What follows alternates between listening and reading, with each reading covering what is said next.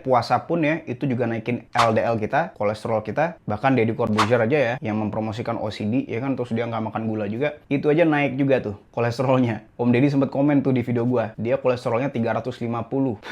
Dan gue jamin itu pasti dikasih obat dan dia nggak bakal minum obat. Ya kan, dia sendiri bilang kan dia nggak mau minum obat statin, ya kan. Kenapa sih carnivore diet ini bisa nyembuhin orang, ya kan, yang punya metabolic syndrome, yang ujung-ujungnya itu adalah penyebab kita terkena serangan jantung, stroke, dan juga diabetes tipe 2, termasuk juga kanker. Jadi metabolic syndrome itu adalah ketika trigliseridanya tinggi, lemak dalam darahnya tinggi, keadaan tubuh kita jadi hipertensi, gula darah puasa juga tinggi juga, perutnya buncit. Tapi kenapa dengan carnivore diet, kayak misalnya klien gue ini ya, beliau umurnya 68 tahun, pada saat 2 kali terkena serangan jantung, tapi setelah carnivore diet, gue coaching ya, itu trigliseridanya tuh langsung menurun. HDL-nya langsung naik, dan juga keadaan prediabetes yang awalnya HbA1c-nya itu tinggi, itu jadi normal lagi. Itu gimana sih penjelasan ilmiahnya? Padahal kita makannya apa? Makan makanan yang dokter itu biasanya kita wajib untuk kurangi. Contohnya apa? Contohnya daging merah yang berlemak, ya kan? Kita bahkan nggak makan sayur sama sekali, atau makan buah-buahan manis sama sekali. Kita nggak makan itu. Tapi kita bisa lepas dari ketergantungan obat, yaitu obat kolesterol, yang keuntungannya itu sampai sekarang ya, kalau teman-teman nggak tahu, itu keuntungan obat kolesterol itu 19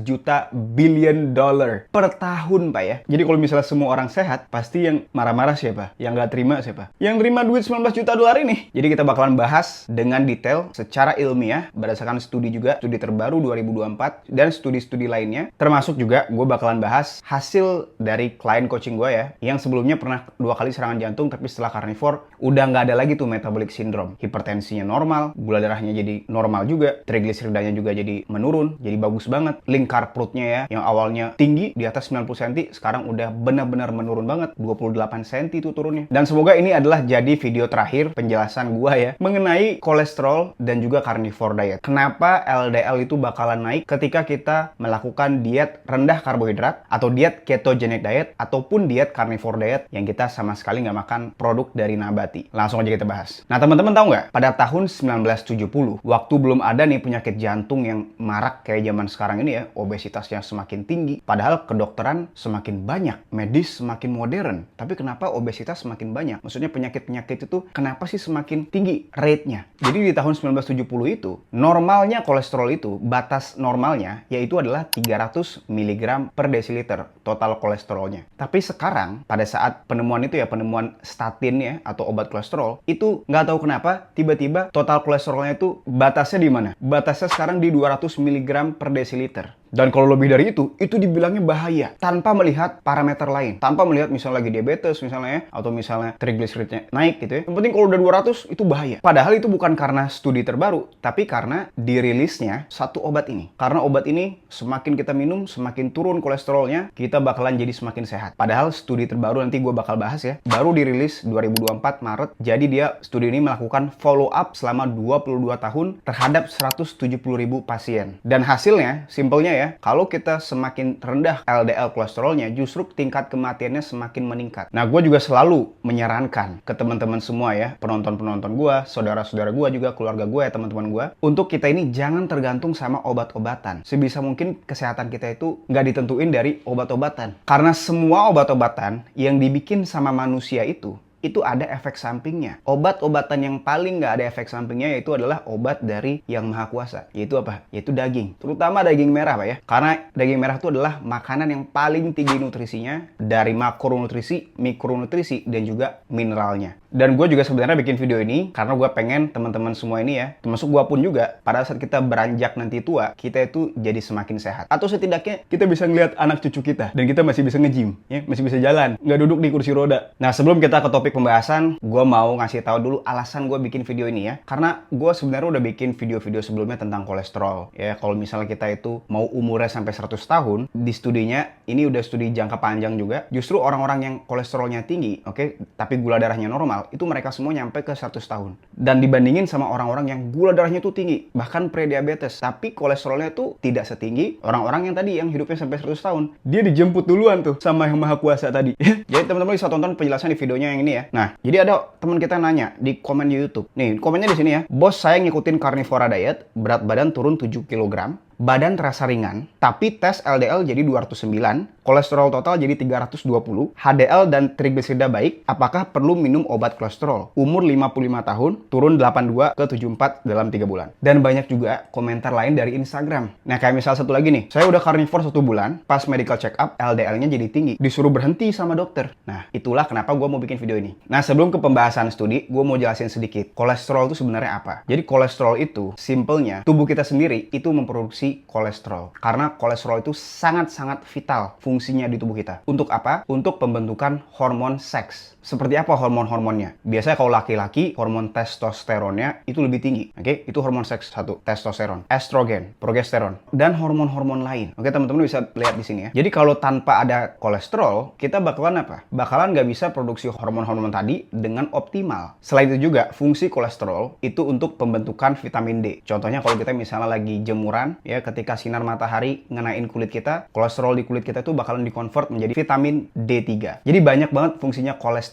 ini. Nah, kalau LDL dan HDL termasuk juga trigliserida, penjelasannya adalah LDL itu kalau kita cek lab ya, nanti keluar tuh LDL. LDL itu adalah lipoprotein. Oke? Jadi lipoprotein ini ibarat kita truk ya. Jadi si truk ini nganterin kolesterol dan juga trigliserida ke seluruh sel di tubuh kita nih untuk energi. Nah, HDL ini dia juga lipoprotein juga ya. Itu fungsinya untuk menjemput sisa-sisa kolesterol di darah kita. Oke? Jadi itu perbedaannya LDL dan HDL. LDL itu diproduksi memang dari hati kita, dari liver kita ya, untuk mengantarkan tadi kolesterol dan juga trigliserida ke seluruh sel sebagai energi. HDL itu ngejemput sisanya untuk balikin lagi ke dalam liver. Nah, trigliserida itu kalau kita cek lab itu adalah lemak di dalam darah yang bikin penyumbatan itu. Jadi nggak ada tuh definisi LDL itu kolesterol jahat. Itu simpelnya transporter aja, transporter kolesterol dan juga trigliserida ke seluruh sel. Nah, yang ngebikin kita tersumbat adalah ketika kita apa? Gula darahnya tinggi, lemak dalam darahnya atau trigliseridanya itu tinggi. Nah, kenapa sampai sekarang LDL itu sama sekali bukan tanda kita memiliki metabolic syndrome ya. Metabolic syndrome itu apa aja? Teman-teman bisa lihat di layar ya, berdasarkan dari International Diabetes Federation. Yang pertama itu dari lingkar perut. Kalau cowok itu melebihi dari 94 cm,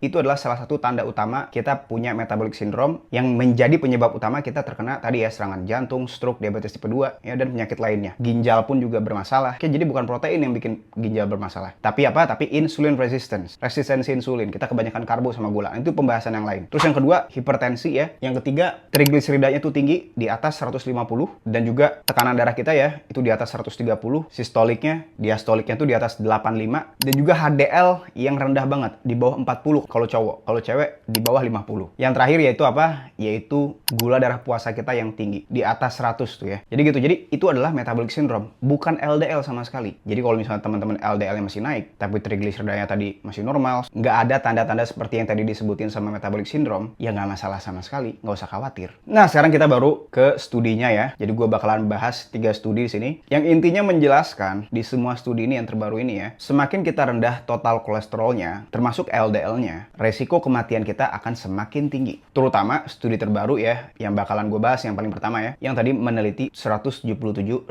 pasien. Bahkan ya gue sempat denger ya dokter di internet, yang nggak tahu nih masih pemula kayak ini dokternya ya. Jadi dia bilang LDL semakin rendah, itu bakalan semakin bagus. Bakalan apa? Bakalan terhindar dari risiko penyakit jantung. Padahal kita nggak bisa menjadikan LDL itu prediktor utama atau prediktor independen. Kita harus lihat yang lain. Apakah dia itu sehat orangnya? Apakah dia itu gula darahnya tinggi? Apakah dia hipertensi? Apakah trigliseridanya tinggi? Apakah perutnya buncit? Jadi belum tentu kalau LDL-nya tinggi itu adalah penyebab utama. Sedangkan di studi-studi terbaru ini bilangnya terbalik. Ini wajar. Itu dokter-dokter pemula ya. Biasa dia belum update. Nah, jadi studi yang pertama teman-teman bisa lihat di layar ya. Jadi judulnya, apakah LDL kolesterol itu berhubungan dengan kematian jangka panjang di orang-orang dewasa? Jadi tujuan dari studi ini mau cari tahu nih, apa sih sebenarnya penyebab kematian itu? Yang disebabkan oleh penyakit jantung itu ya, itu tuh apa? Apakah LDL? Apakah yang mana nih? Apakah total kolesterol ya kan? Dia mau nyari tahu nih studinya. Dan seberapa persen nih persentase orang mati karena kebanyakan LDL, ketinggian LDL gitu ya, atau kerendahan LDL-nya. Dan kesimpulan di studi ini jelas ya, kalau misalnya semakin rendah LDL, resiko kematiannya jadi semakin tinggi. Nah, kita bisa lihat di figur yang pertama nih, teman-teman bisa lihat ya, semakin rendah kolesterolnya dari 30 sampai 79 nih ya, itu teman-teman lihat survival probability ya, kemungkinan dia survive itu semakin rendah kemungkinannya ketika LDL-nya tuh rendah banget, 30 sampai 79. Tapi yang paling tinggi apa? Yang paling tinggi ketika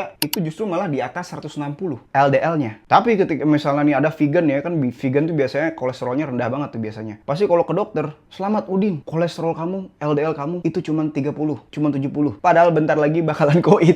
Karena apa? Karena faktanya semakin rendah ya kolesterolnya, ya kita nggak ada motivasi untuk hidup, energi nggak ada. Karena kolesterol itu rendah banget. Biasanya dari mana? Biasanya dari minuman obat-obatan kolesterol. Nah, kebanyakan dokter ya, ini kebanyakan ya, bukan semuanya ya, itu biasanya kalau ngeliat LDL di atas 150, wah itu pasti dari kita apa? Divonis lu bahaya nih. Kalau lu nggak minum, lu bakalan kena serangan jantung. Udah lu stop dulu makan daging merah. Padahal kita nggak pernah daging merah ya kan? Kita nggak pernah makan daging merah misalnya kan? Tapi disuruh stop daging merah, disuruh stop lemak hewan misalnya kan? Disuruh minum obat kolesterol. Padahal nggak dilihat yang lain. Gula darah puasanya gimana? Trigliseridanya gimana? HDL-nya gimana?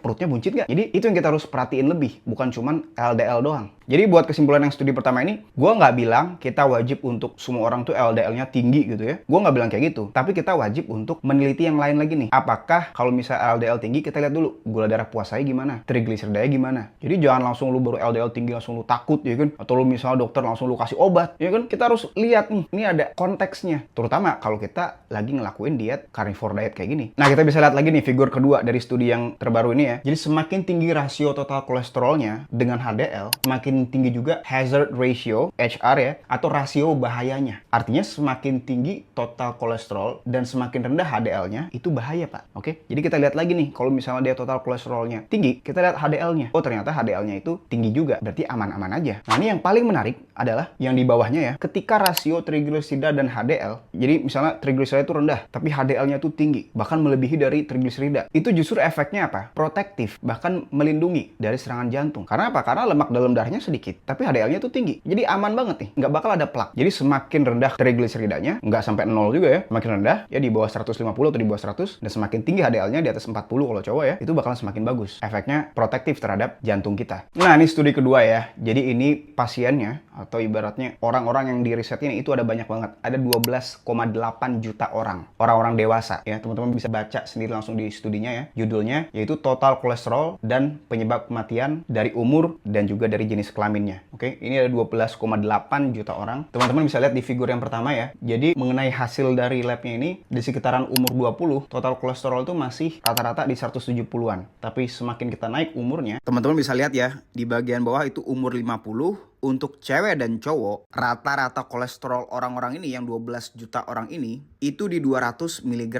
per desiliter. Oke, jadi semakin naik, semakin kita menua. Artinya apa? Artinya gue mau ngasih tahu ke teman-teman, ada catatan penting ya, yaitu apa? Yaitu semakin kita tua, kita nggak bisa lagi hidupnya nggak bertanggung jawab. Nggak bertanggung jawab maksudnya apa? Kita nggak bisa kayak dulu nih, kita makan karbohidrat banyak-banyak, terus juga kita apa? Kita minum-minum ya, yang ngebikin apa? Perlemakan di hati. Oke? Nggak kayak dulu. Dulu kita masih bisa nih, kita makan karbo banyak-banyak, junk food banyak-banyak, kita belum mati. Oke? Tapi semakin tua, kita wajib untuk apa? Wajib untuk hati-hati dan sering-sering nonton video gue.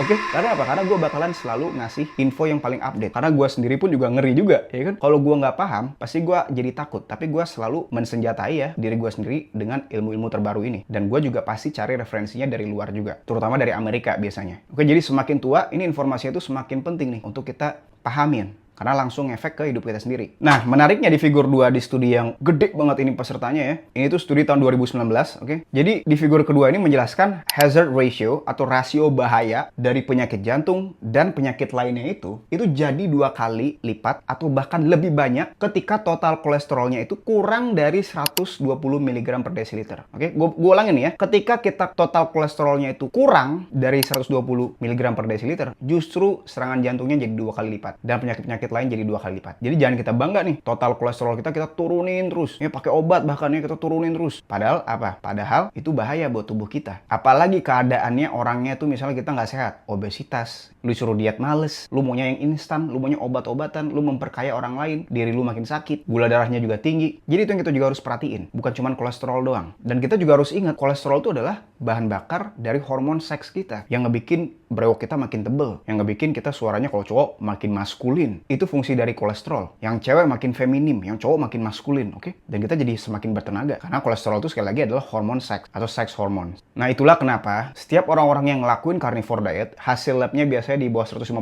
ya, total kolesterolnya. Ketika carnivore, ya kan tenaganya nggak habis-habis, Pak. Motivasi hidupnya jadi tinggi, ya kan? Libidonya pun untuk melanjutkan kehidupan selanjutnya dari anaknya itu semakin tinggi juga. Karena apa? Karena kolesterolnya naik. Kayak misalnya klien gue ini ya sebelumnya ya, teman-teman bisa lihat chatnya di sini. Itu dia pertama kali ngerasain rasanya jadi anak kuliahan dulu. Olahraga nggak capek-capek. Oke, padahal beliau umurnya 67-68. Karena apa? Karena dia itu kaya banget tubuhnya. Akan tadi kolesterol ya, dan itu bahan bakar dari hormon-hormon kita, hormon seks kita, apalagi terutama laki-laki, kita butuh banget testosteron. Dengan catatan gula darah kita normal, ya. Terus kita jangan trigliseridanya banyak-banyak karena kebanyakan karbo sama gula. Itu ingat. Tapi dokter malah bilangnya apa? Bilangnya itu nggak sehat. Emang aneh. Oke, jadi teman-teman pakai akal sehat teman-teman. Jangan langsung percaya sama gua, tapi rasain sendiri, riset juga sendiri. Tapi gue di sini membantu mempermudah teman-teman. Kita lanjut bahas studi selanjutnya, ya. Sabar. Nanti gue bakal bahas yang terakhir di testimoni klien. Nah, jadi ini studi yang ketiga, yang terakhir ya. Ini adalah studi yang dilakukan oleh orang-orang ketogenic diet atau orang-orang carnivore, karena mereka juga concern ya terhadap kesehatan mereka. Jadi di sini kita bisa lihat, karena ada banyak banget ya orang-orang yang LDL-nya itu tinggi banget, berpuluh-puluh tahun dia tinggi, tapi kok nggak ada plak ketika kita melakukan CT scan jantung. Oke, contohnya di studi ini ya 2022, jadi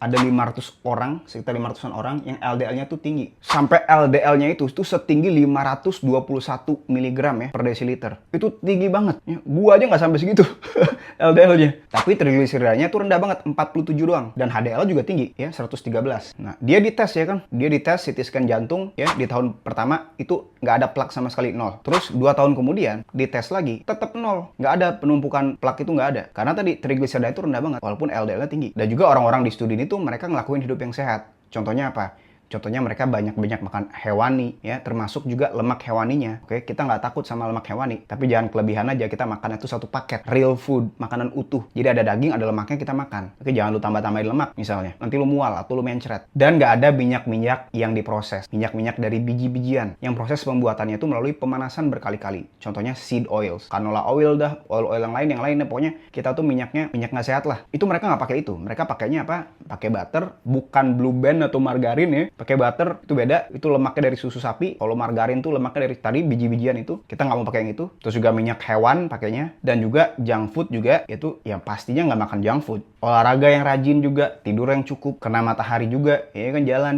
Otomatis apa trigliseridanya rendah, gula darah pun juga ikutan normal. Nah, sebelum gua tutup video ini ya, gua mau jelasin dulu kenapa sih LDL kita tuh bisa jadi naik pada saat kita melakukan diet rendah karbohidrat atau bahkan puasa ya, atau diet carnivore diet di mana kita nggak makan karbohidrat atau bumbu manis atau manis-manisan yang lain, mau dari buah, mau dari tepung-tepungan ya, dari minuman manis. Itu kenapa sih LDL-nya naik? Padahal kita ngerasa berenergi, perut buncit kita langsung hilang, kita jadi ngerasanya happy, ya nggak capek-capek. Tapi kenapa LDL-nya naik? Jadi alasan yang paling pertama, teman-teman harus paham ya. Jadi ada namanya di dunia ketogenic ini ya, atau di dunia carnivore diet ini, terminologi namanya lean mass hyperresponder. Jadi ketika kita apa? Ketika kita nggak makan karbohidrat lagi, otomatis nanti tubuh kita akan mencari sumber energi lain. Yaitu dari mana? Yaitu dari lemak. Nah, biasanya kita bakalan menggunakan lemak di tubuh kita sendiri atau lemak dari makanan. Nah, kalau misalnya lemak dari makanan udah habis, misalnya kita puasa gitu ya, kita bakalan menggunakan lemak di tubuh kita sendiri. Apalagi kalau kita lagi kalori defisit itu ya, itu kita pasti pakai lemak di tubuh kita sendiri. Sehingga apa? Sehingga nanti trigliserida itu ya, misalnya kalau teman-teman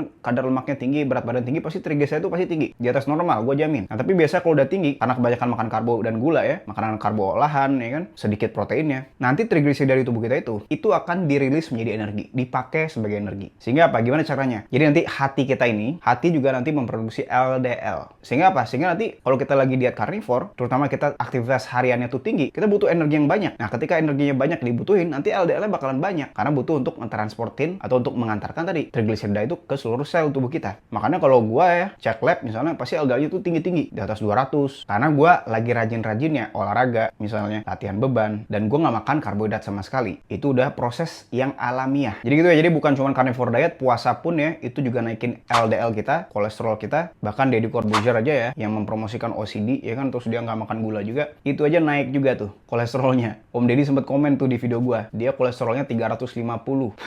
Dan gue jamin itu pasti dikasih obat, dan dia nggak bakal minum obat. Ya kan, dia sendiri bilang kan dia nggak mau minum obat statin ya kan. Termasuk juga siapa? Termasuk juga klien gue ini ya, beliau nih masih coaching sama gue udah 9 bulan jalan coaching sama gue sekarang. Dan sekarang tujuannya beda. Tujuannya yang awalnya kita pengen sehat ya kan, pengen bebas dari metabolic syndrome karena udah 2 kali kena serangan jantung ya, biar trigliseridanya rendah. Sekarang tujuannya beda. Sekarang badannya pengen keren ya, walaupun umurnya udah mendekati 70. Teman-teman bisa lihat hasil labnya di sini ya. Jadi yang awalnya tuh trigliserida itu tinggi banget ya, trigliserida tuh sampai sampai di atas 150 dah. Tapi setelah carnivore diet, teman-teman bisa lihat triglycerida jadi normal. HDL-nya awalnya dibintangin tuh ya, kurang dari 40, sekarang jadi naik, jadi 46. Cuman memang LDL-nya naik. Karena tadi ya dengan definisi tadi, dengan penjelasan tadi, ya kita hatinya secara alami produksi lebih banyak LDL. Karena butuh LDL nih untuk nganterin triglycerida ke seluruh sel. Kalau enggak, ya nggak ada tenaga. Oke, itu udah hal yang alamiah. Sama kalau kita misalnya makan karbohidrat atau makan gula, kalau kita lagi sehat ya, itu pankreas kita bakalan produksi insulin. Itu udah hal yang alamiah. Kalau kita makan karbo, itu bakalan produksi insulin, fungsinya untuk masukin glukosa atau gula darah ke dalam sel. Sama kayak tadi, ya kalau kita nggak makan karbo, pasti nanti hati kita bakalan produksi LDL. Jadi itu penjelasannya. Itu hal yang alami. LDL dan total kolesterolnya pun juga naik. Tapi kabar yang baiknya yang kedua adalah udah nggak hipertensi lagi, dan juga kita teman-teman bisa lihat ya hasil gula darahnya, HbA1c-nya yang awalnya prediabetes jadi menurun jauh. Jadi nggak prediabetes lagi. Jadi 5,2. Ya jadi turun jauh banget. Nah, jadi apa kesimpulan dari video ini? Jadi kalau misalnya LDL kita naik, itu nggak usah khawatir. Selama apa? Tadi triglycerida kita rendah, HDL kita naik, terus apa yang ketiga? Kita nggak hipertensi ya. Kalau cek tensi kita jangan gerak-gerak ya. Itu normal. Gula darah puasa juga kita normal, dan juga perut kita nggak buncit. Nah, kalau misalnya teman-teman pengen di coaching langsung dari gua, supaya kita bisa turun dari kadar lemak 30% kayak gini atau bahkan 40%, kita turunin terus lemaknya, kita turunin triglyceridanya jadi kita sehat ya kan. Kita jadi ke kadar lemak 15% kayak gini. Biar kayak klien-klien gue yang tadi ya, beliau walaupun udah umur 60-an bisa tetap turun kadar lemak dengan cepat selama 6 bulan doang, atau bahkan klien gue yang lain ya selama 5 minggu turun 11 kg dan otot perut udah mulai kelihatan. Nah, kalau misalnya teman-teman mau di coaching langsung dari gue bikin menu makanannya yang enak-enak, termasuk bahan-bahan makanannya itu beli di mana, dan juga program latihan harian mau di rumah ataupun di gym, teman-teman bisa langsung daftar aja di link di deskripsi atau di kolom komen. Oke, segitu aja video dari gue. See you next video, bye-bye.